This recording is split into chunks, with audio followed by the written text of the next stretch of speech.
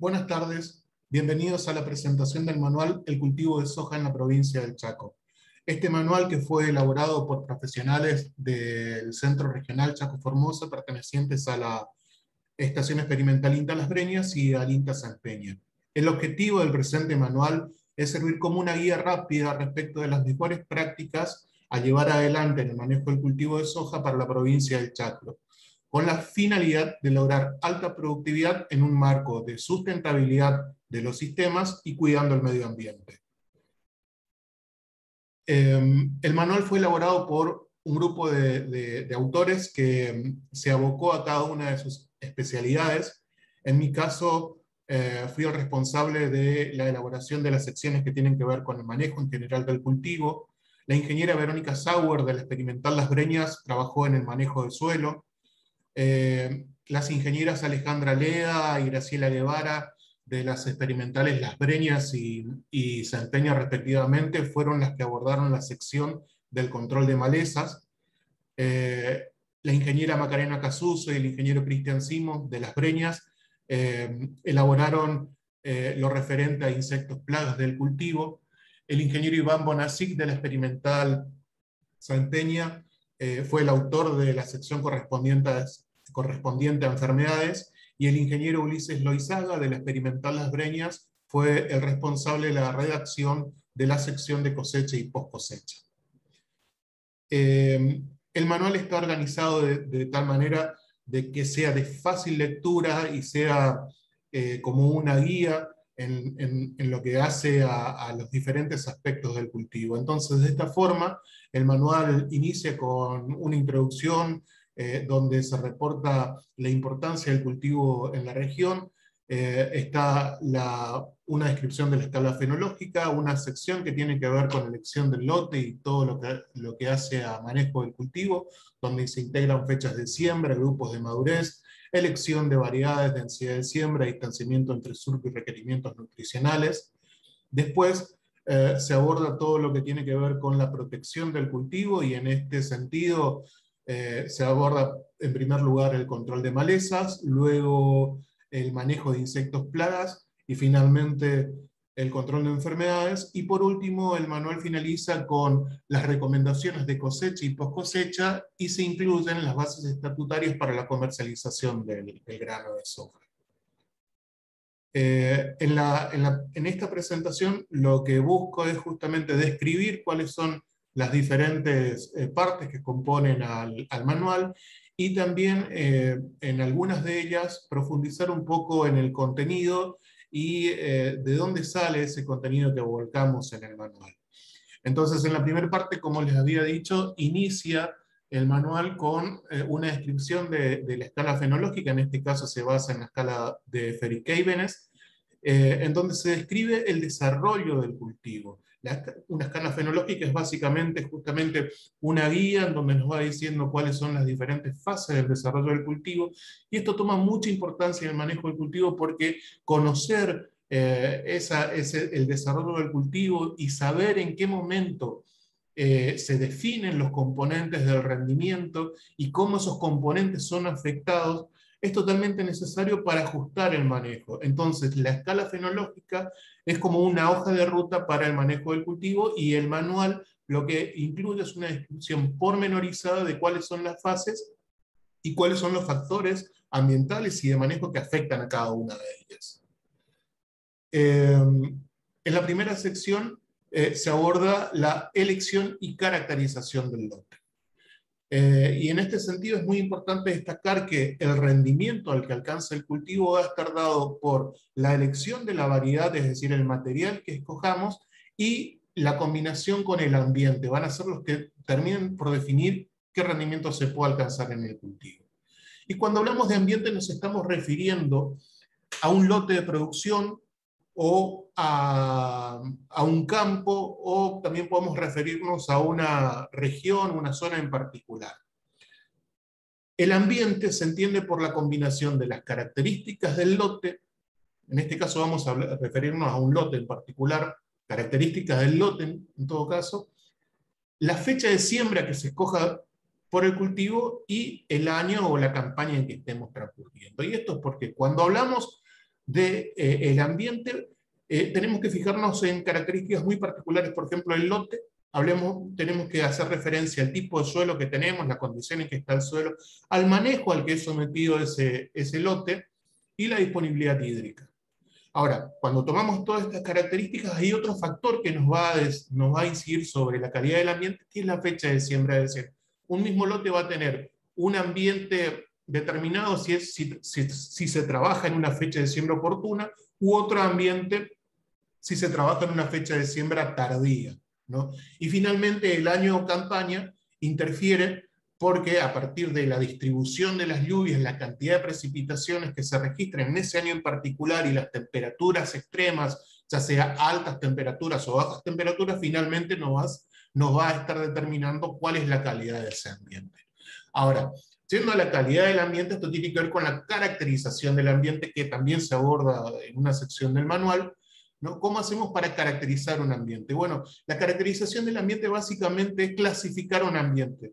Y en esa clasificación nosotros podemos elegir diferentes escalas. Podemos tomar una escala de 3 valores o incluso una de más, ¿no? Pero si tomamos una escala de 3 valores, podríamos clasificar el ambiente como ambientes de baja productividad, ambientes de alta productividad y ambientes de productividad media. Y en primer lugar tenemos que mirar el suelo, algunas características mínimas del suelo. Entonces, mínimamente para clasificar un ambiente nosotros deberíamos estar sabiendo o tener la información de qué sistema de labranzas utilizamos, cuál es el antecesor, qué disponibilidad hídrica tenemos, el contenido de materia orgánica y el de fósforo. Entonces, teniendo en cuenta estas características, nosotros diríamos que un ambiente de alta productividad es un ambiente que viene, es un lote que viene en siembra directa con antecesor sorgo maíz, que nos dejan muchos rastrojos sobre la superficie y eso mejora la captación de agua de lluvia, una buena disponibilidad hídrica, perfil lleno, casi lleno, alto contenido de materia orgánica y alto contenido de fósforo. En contraposición, un ambiente de baja productividad sería un ambiente que viene de labranza convencional, con antecesor girasol o trigo, que son antecesores que dejan el suelo con muy poca disponibilidad hídrica o baja disponibilidad hídrica, bajo contenido de materia orgánica y de fósforo. Y un ambiente de productividad media podría ser un lote que viene en siembra directa, con antecesor soja, que nos deja poca cobertura, o un maíz y sorgo de bajo rendimiento, de baja cobertura, o que tuvieron problemas de embalezamiento, y eso repercutió sobre la cantidad de agua acumulada en el perfil, contenido medio de materia orgánica y fósforo. Es decir, con estas características uno podría ya tener 3 tipos de ambiente. ¿Y por qué es importante la caracterización ambiental? Porque teniendo esa caracterización del ambiente, yo puedo empezar a ajustar el manejo del cultivo. Entonces se convierte en una pieza fundamental del manejo en general del cultivo tener esa caracterización de ambiente.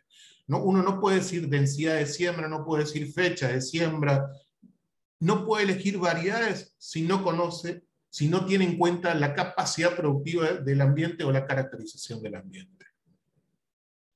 Y nosotros hablamos anteriormente de qué importancia tienen las lluvias, qué importancia tiene la acumulación, la disponibilidad hídrica en el perfil. ¿Y esto por qué es importante? Porque recientemente se ha publicado un trabajo elaborado por el ingeniero Madias y colaboradores, en donde se evaluaron cuáles eran los factores que determinaban el rendimiento de soja para la región NEA. Este trabajo se basó en la red de ensayos de la red de soja NEA, tomó la gran base de datos que tiene esta red, que son más de 10 años de trabajo, ¿no? Entonces, con las variables que se obtuvieron de ahí, se realizaron cuáles eran los factores determinantes, y resultó que el principal factor determinante era el agua, pero el agua considerando las lluvias entre siembra y emergencia y el periodo de 30 días previos a la siembra. Entonces se llegó a la conclusión de que para alcanzar altos rendimientos, altos niveles de rendimiento, 4.500 o más kilos de rendimiento, se necesitaban 650 milímetros en el perfil, en este periodo, 650 milímetros en este periodo.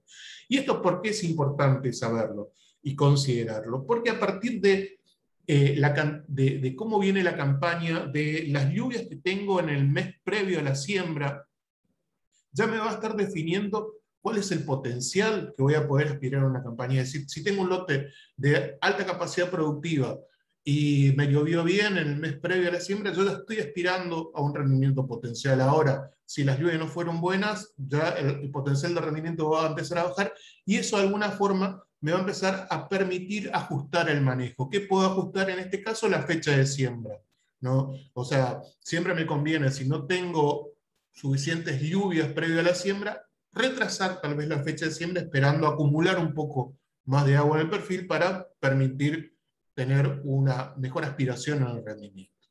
Por otro lado, otro factor también importante que define el rendimiento son las altas temperaturas, los golpes de calor. Se encontró en este trabajo que inciden negativamente sobre la definición del rendimiento, y en este caso se midieron los golpes de calor como 2 días con temperaturas mayores a 35, y se vio que por cada periodo con estos golpes de calor se pierden 24 kilos del potencial de rendimiento. Y esto es muy importante también para definir fecha de siembra, porque nosotros sabemos que enero es el mes que tenemos mayores temperaturas.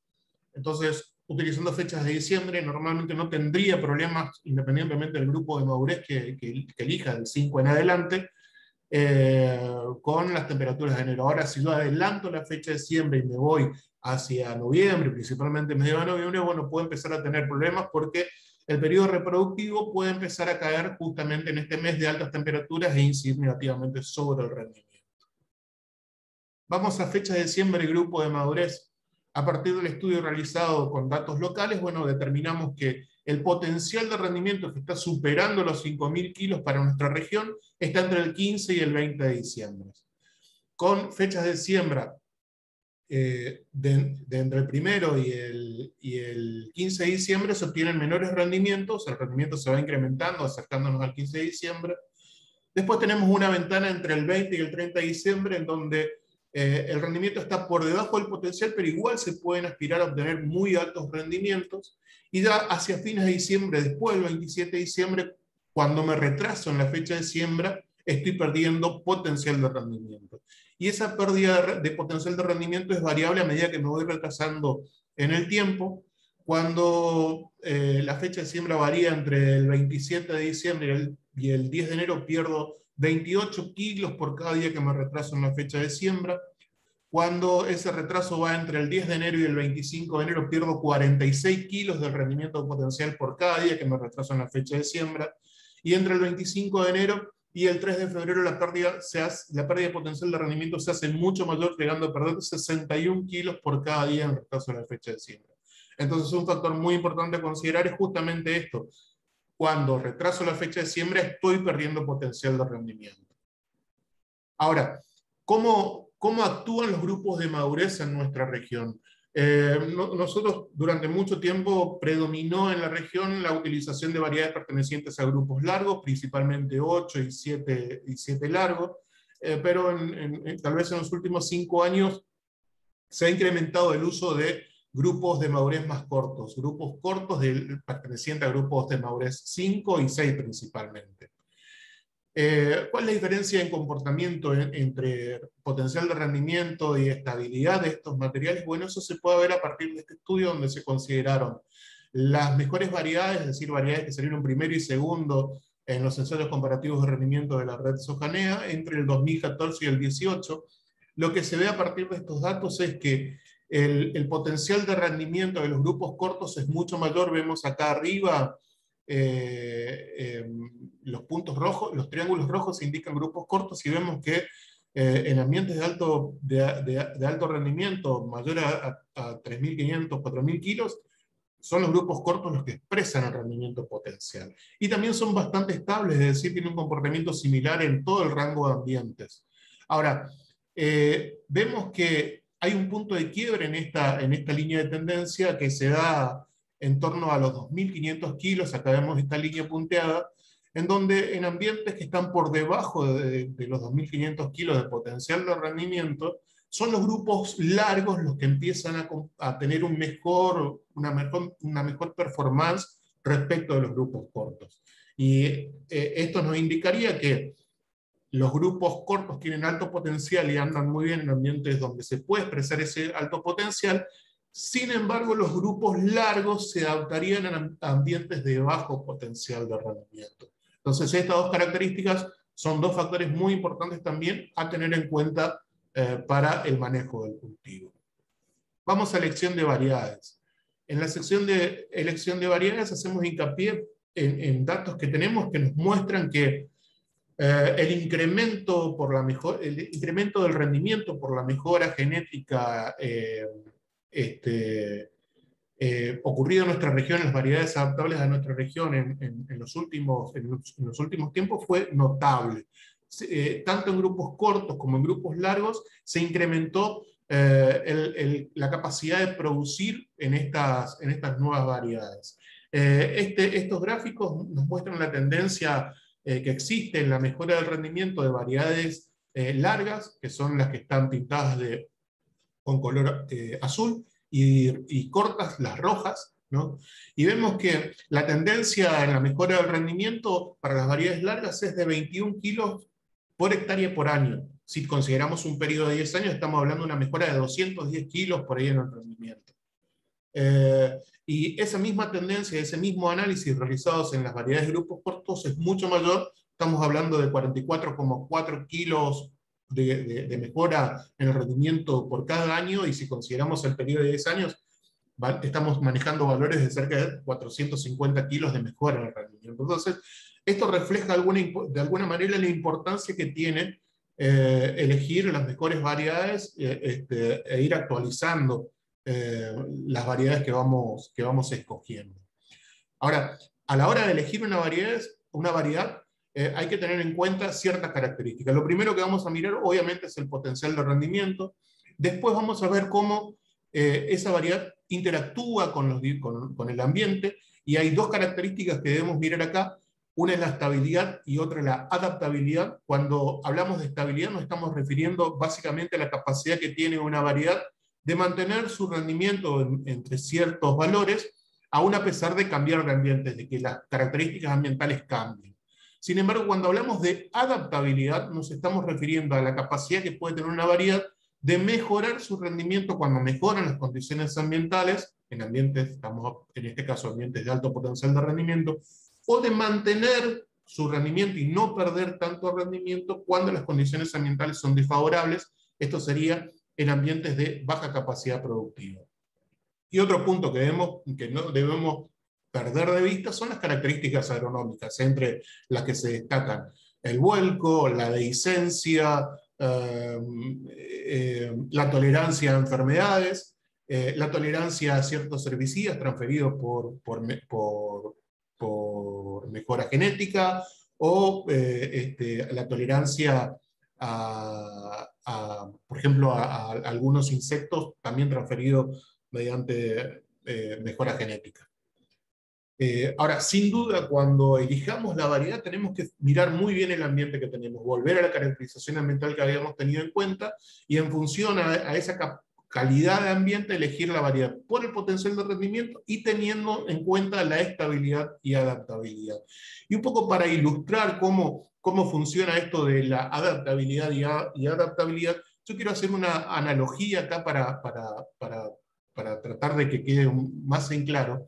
Cuando hablamos de variedades adaptables a ambientes de alto potencial de rendimiento, nos estamos refiriendo en general a variedades que suelen tener un potencial de rendimiento estable, pero que para poder expresar su rendimiento necesitan de las mejores condiciones. Esto sería algo así como un Fórmula 1. Un Fórmula 1 es un auto que tiene altísima capacidad de alcanzar altas velocidades, pero necesita de las mejores condiciones, en este caso una pista asfaltada, pareja, preferiblemente con buenas condiciones climáticas, ¿no? Eso sería una variedad de alto potencial de rendimiento. Yo debo poner esta variedad solamente en los mejores ambientes. En contraposición tenemos una variedad estable, ¿no? Una variedad estable, como dije, es aquella que varía poco su rendimiento, que puede tener alto o bajo potencial de rendimiento, pero se mantiene a través de los diferentes ambientes, y en este caso sería comparable con un auto de rally, por ejemplo. Un auto de rally nos permite mantener altas velocidades, no tanto como un Fórmula 1, pero anda bien en un camino asfaltado, en un camino de ripio, con pozos, con asfalto irregular, con lluvia, etc. Es decir, esto sería representativamente una variedad estable. Y por otro lado tendríamos una variedad en contraposición a estas dos tendríamos las variedades adaptables a ambientes de bajo potencial de rendimiento, y en comparación, para hacer una analogía, yo puse una pick-up. Una pick-up, es decir, un vehículo que no va a alcanzar altas velocidades respecto a los anteriores, pero me va a permitir un buen desempeño aún en los caminos más feos, y eso sería una variedad adaptable a ambientes de bajo potencial de rendimiento, es decir, me permite obtener un rendimiento aceptable aún cuando las condiciones ambientales no son favorables. Todo esto teniendo siempre en cuenta el potencial de rendimiento de la variedad. Ahora, ¿cuál es la importancia de elegir una variedad para graficar o ser más contundente en la importancia que tiene elegir una variedad? Yo acá les traje un gráfico que tiene 3 barras. La barra azul representa, barra de 4 colores, perdón. La barra azul reporta el rendimiento potencial, el rendimiento que se puede alcanzar bajo las mejores condiciones, en este caso está simulado por modelo en simulación. La barra verde oscuro, perdón, me representa la variedad ganadora en el mejor ensayo de esa campaña. La barra verde claro, el rendimiento promedio de ese ensayo, y la barra amarilla, el rendimiento promedio de del departamento donde se ubicó esa variedad, ese ensayo que fue el mejor ensayo en esa campaña. Y abajo están los valores de precipitaciones entre noviembre y abril para esa campaña. Nosotros vemos que en campaña, acá lo que yo quiero remarcar es que en aquellos años en donde las precipitaciones estuvieron cercanas a 650 milímetros o fueron superiores, la diferencia entre la variedad ganadora y el promedio de ese ensayo estuvo en el orden del 9 al 7%. Ahora, en años secos, en años en donde se sufrió estrés hídrico, por ejemplo, en este ensayo del 2009 con 400 milímetros, o en este ensayo de Frentones en el 2012 con 407 milímetros, la diferencia entre la variedad ganadora y el promedio del ensayo fue aún mayor, y varió entre el 23 y el 28%. Esto de alguna manera nos ilustra, nos pone en magnitud la importancia que tiene la elección de variedades, y por ejemplo en este caso cuando las lluvias son menores, cuando tenemos, sabemos que vamos a enfrentarnos a déficit. Ahí es donde se debe ajustar la elección de variedades, ¿no? Y bueno, y una herramienta muy importante que se cuenta siempre para la elección de variedades son las redes de evaluación y redes de evaluación públicas y privadas, en este caso en el INTA Las Breñas, y en INTA se empeña también. Llevamos adelante redes de evaluaciones nacionales, como la red de evaluación de cultivares de soja, que se realiza en todas las regiones sojeras del país, o la red de soja NEA, esta red que está focalizada en el NEA, y que la realizamos en forma conjunta entre APRESID y el INTA, que son muchos de los datos son los que volqué anteriormente. Vamos a otro aspecto de manejo, que es la distancia entre surcos. Normalmente en la región se utilizan la distancia entre surcos a 52 centímetros, pero reducir la distancia entre surcos puede ser una herramienta útil para solucionar algunos problemas, como por ejemplo la competencia frente a malezas, que vamos a ver más adelante, o por ejemplo paliar el efecto negativo que tiene el retraso en la fecha de siembra. Y en este gráfico yo les quiero mostrar una experiencia que hicimos en el INTA Las Breñas, en donde vimos si reducir la distancia entre surcos nos podía colaborar, nos podía ayudar, mejor dicho, a disminuir el efecto del retraso en la fecha de siembra. Entonces tenemos 3 fechas de siembra, 3 distancias entre surcos, 26, 52 y 70 centímetros, y 3 fechas de siembra, 27 de diciembre, 21 de enero y 8 de febrero, ya como fecha de siembra ultra tardía.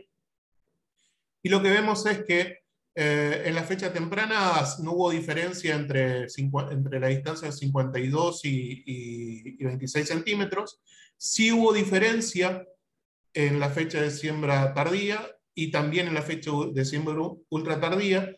En ambas fechas reducir la distancia entre surcos a 26 mejoró el rendimiento, pero acá lo interesante destacar es que en fecha de siembra tardía reducir la distancia de surco a 26 centímetros me permite de alguna manera compensar la pérdida de rendimiento que hay por retraso en la fecha de siembra, ya que no hubo diferencia entre 52 centímetros el 27 de diciembre y 26 centímetros el 21 de enero.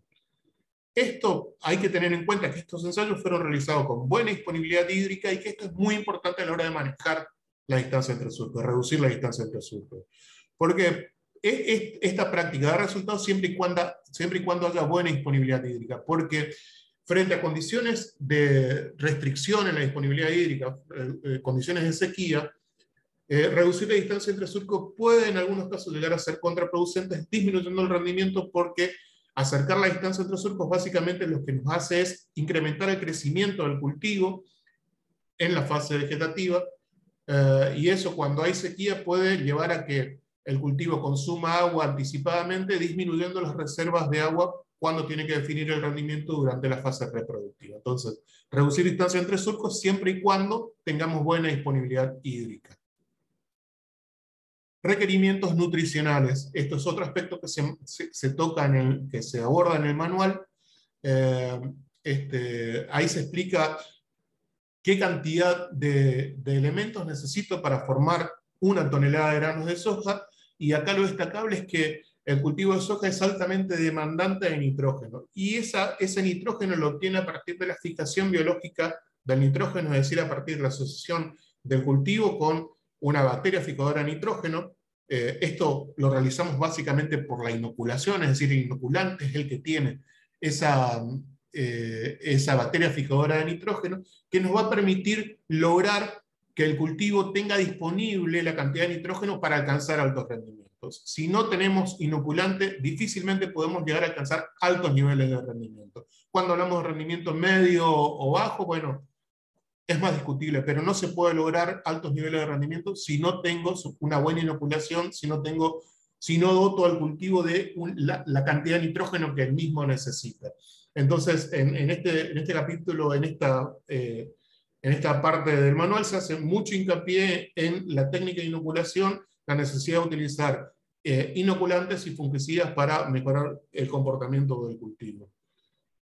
Yendo a protección del cultivo, la primera parte tiene que ver con el manejo de las malezas. En el manual se hace un abordaje del manejo integrado de malezas, se hace hincapié en la necesidad de llevar adelante esta herramienta, el manejo integrado de malezas, buscando que el objetivo sea tratar de evitar que las malezas se establezcan en el lote. El manejo integrado de malezas comprende el control cultural, el control mecánico y el control químico. En cuanto a control cultural, en el manual se hace referencia a las diferentes estrategias para lograr una menor incidencia de las malezas, abordando desde lo que tiene que ver con reducción de distancia entre surco, manejo de la fecha de siembra, cultivos de cobertura, etc. Por otro lado, también se hace referencia a las herramientas actuales disponibles para el manejo mecánico, y en cuanto al control químico se hace un pormenorizado detalle de los herbicidas disponibles para las diferentes fases del cultivo: barbecho, presiembra, herbicidas posemergentes. Se detallan las dosis recomendadas, los mecanismos de acción, que son muy importantes considerarlos para el manejo de las malezas, y las mezclas que se pueden realizar con estos herbicidas. En cuanto al manejo de insectos plagas, en el manual, que busca servir, como les decía desde un principio, como guía, se hace una descripción de los insectos que atacan al cultivo en la región, describiendo sus ciclos y los daños que provocan. Hay fotografías para reconocer los diferentes insectos con sus estadios. También se hace hincapié sobre, por ejemplo, especies como la medidora y la falsa medidora, cuáles son los aspectos que hay que considerar para diferenciar estas especies, y se abordan dentro del manual estos insectos según el momento y cómo atacan al cultivo. Entonces, se dividen los insectos en aquellos que atacan las raíces y nódulos, aquellos que atacan las plántulas, tallos y peciolos, aquellos que atacan las hojas y aquellos que atacan las vainas. Finalmente, en esta sección se dan las pautas necesarias para el manejo integrado de plagas dentro del cultivo de soja.